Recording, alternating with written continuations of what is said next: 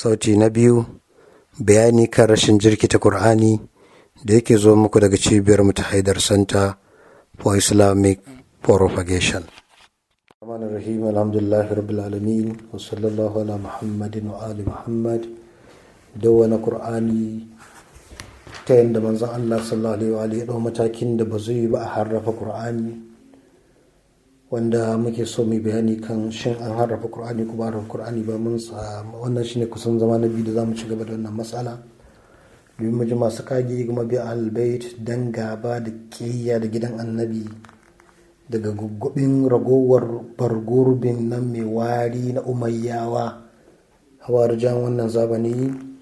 Za mu ga abin da suke cewa, za mu ga yayin da a matakin da muka tsaya muna maganar yadda musulunci ya muhimmantar da hada Kur'ani, manzo Allah ya muhimmantar da dawwana Kur'ani, musamman bayan kashe mutane da yawa da muka ambata a cikin yakoki da muka kawo misalinsu, wanda za mu ga an kashe ƙurra'u akalla 400 zuwa 700 kafin wafatinsa da ɗan lokaci kankani.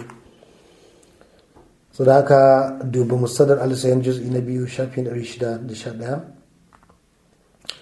duba har ila yau kanzul ummal shi ma juz'i na 2 hadisi na 4340, kaga yanda manzo Allah yake umar da aya ta sauka zai sa a rubuta, kuma yana da marubuta wajen 42 akan Kur'ani.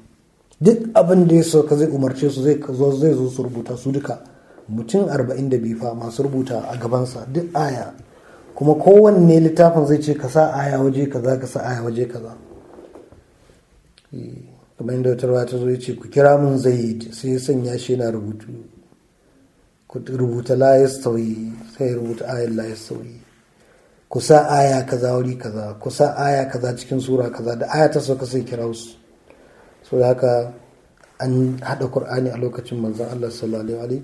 Duba mustadrak al-sayyid juz'i na 2 shafin 225 ila duba jami' sayyid na Tirmidhi juz'i na 2 shafin 272, tarikh al-Yaqubi juz'i na 2 shafin 43, duba burhan nazar kashi juz'i na 1 shafi na 304, duba masnad ibn hanbal juz'i na 1 shafi na 57 da 68, duba tafsir al-Qurtubi juz'i na 1 shafi na 60.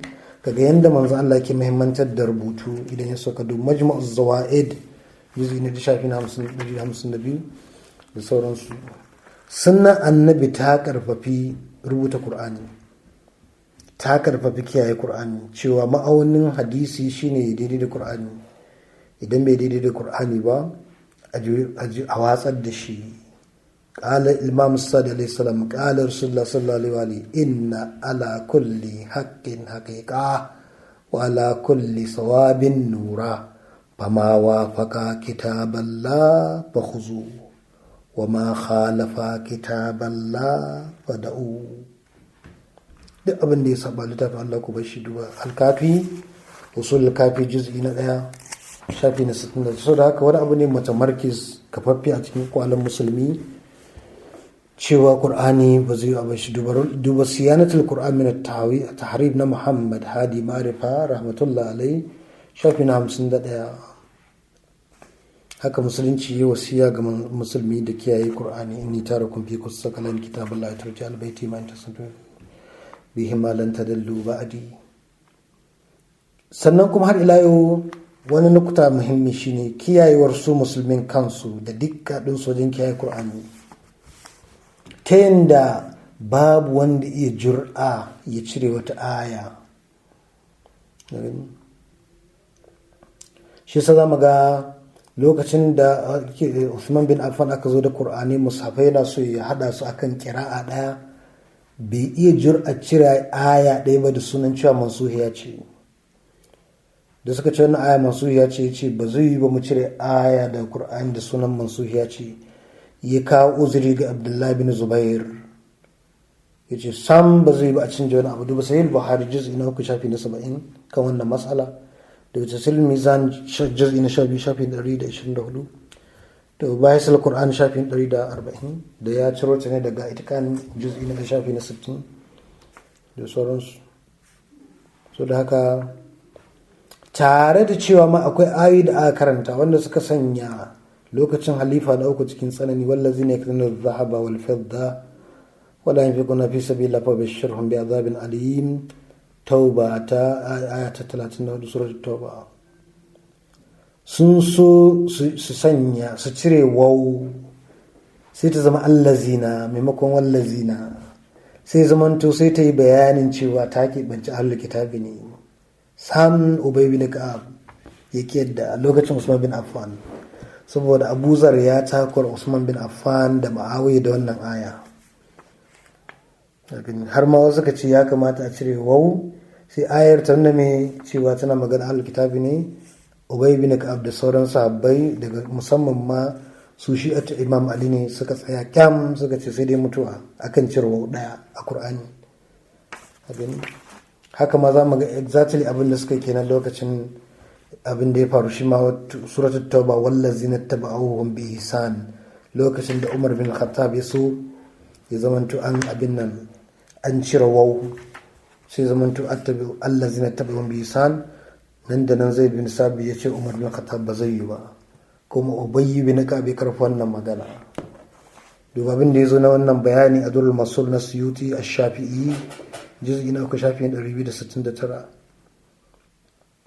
a gani Kanzul Ummal juz'i na 2 shafin 379 da 385, da Hakim da sauransu. Duba Tarihul Qur'an na Zanjani shafin 36, Muqaddimat Tafsir Burhan shafin 42, At-Tamhid fi Ulumil Qur'an juz'i na 2 shafin 44, ya nakalto daga Tafsir Tabari juz'i na 11 shafi na 7, juz'i na 11 shafi na 7.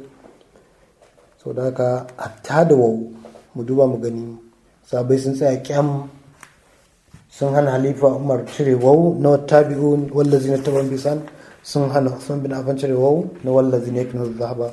Akan waw sun tsaya akan sai dai mutuwa. Na'am, nan hadisai ba matsala, hadisai an kona, amma ayar Qur'ani kam ina sai dai mutuwa. So da haka idan Qur'ani yana da wannan matsala matsayi babba ta yadda ba zai yi bai samu wata matsala a hannun ko da halifan musulmi ne, ya kake tsammani musulmi shin ana nufin ba irin su Ubay bin Ka'ab ko ba irin su Zaid bin Sabit ko ba irin sauran sahabban Imam Ali da sauran muminai da suka tsaya kyam su ga kowa bai faɗi ba? Kwanan nufin shikenan tun wancan lokacin sun kare daga baya aka canja da adadin musulmi da adadin ƙura'u da ma'adin mahardata, wanda ko fataha da kisar aka canja suna sani.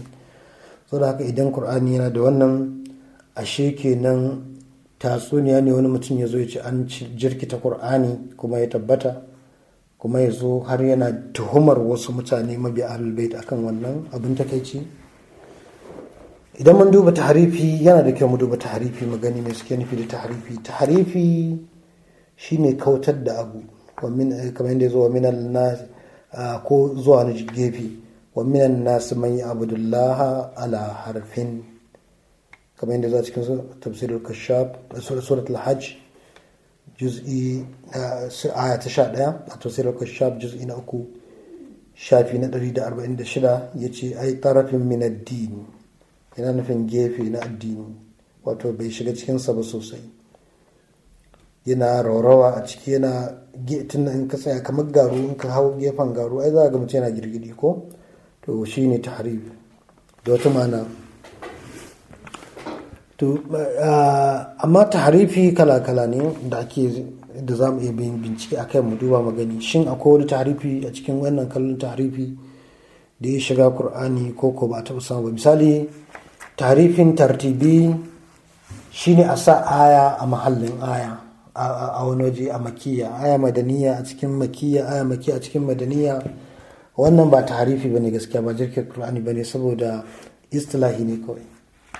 Manzo Allah sallallahu alaihi wa shi da matakin wannan, in aya ta sauka sai sa ta kuce kusa ta cikin kaza, aya madaniya ta kan sauka sa ta cikin sura makiyya. Allah da manzansa su ne suka ɗauki nauyin tsara Qur'anin da kansu. Yawa akwai wanda suka ce a sahabbai suka ishtihadi, wannan sai mu ce a sam manzo Allah ne tsara Qur'ani da kansa. Wannan shine abin da yake ingantacce a tarihin musulunci, babu wata aya da abin nan.